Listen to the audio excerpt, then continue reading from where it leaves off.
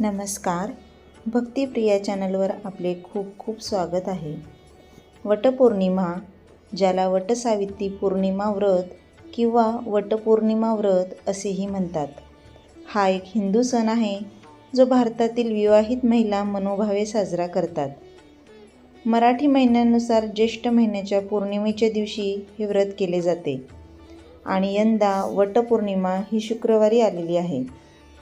या व्रताची पूजा करण्यासाठी विवाहित महिला वडाचे झाड असणाऱ्या ठिकाणी जातात.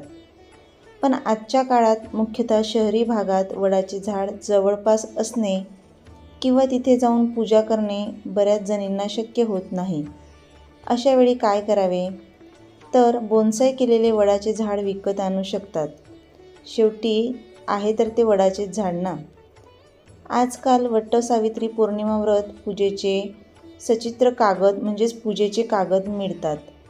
बऱ्याच जणी त्याचीही पूजा करतात किंवा रांगोळीने वटवृक्ष काढून पूजा करू शकतात. जर फोटोची किंवा रांगोळीची पूजा करत असाल तर मात्र कलश मांडावा. तर आजच्या व्हिडिओमध्ये आपण हे व्रत कोणी करावे, गर्भवती स्त्रियांनी हे व्रत करावे की नाही, आणि सुवासिनींची ओटी कशी भरावी आणि पतीच्या दीर्घायुष्यासाठी मंत्र, हे आपण आजच्या व्हिडिओमध्ये पाहणार आहोत. त्या अगोदर चॅनलला सबस्क्राईब केले नसेल तर सबस्क्राईब नक्की करा. वटसावित्री पौर्णिमा व्रत कोणी करावे?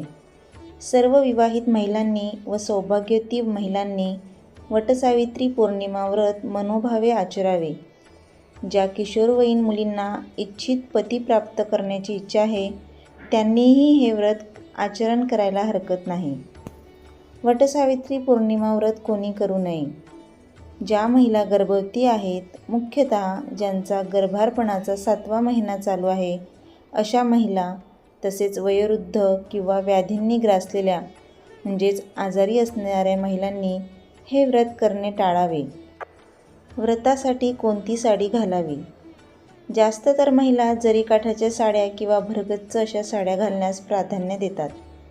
पण व्रताच्या पूजेसाठी नेहमी कोरी व सुती साडी घालावी. वडाची षोडशोपचार पूजा झाल्यावर वडास हळद कुंकू वाहून आंबे आणि दूध साखरेचा नैवेद्य दाखवावा. षोडशोपचार किंवा पंचोपचार पूजन व आरती करावी.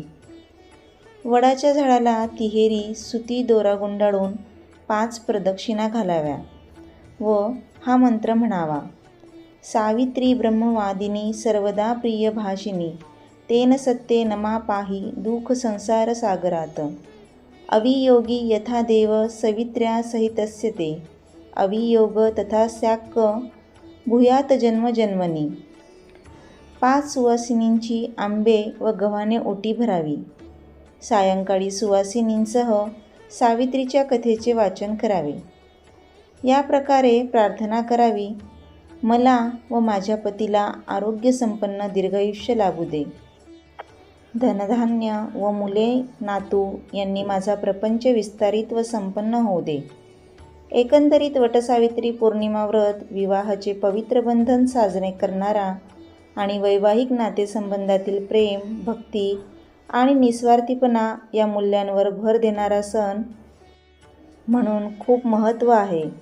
तर आजचा व्हिडिओ तुम्हाला आवडल्यास जास्तीत जास्त शेअर करा, लाईक करा आणि चॅनलला सबस्क्राईब नक्की करा. धन्यवाद.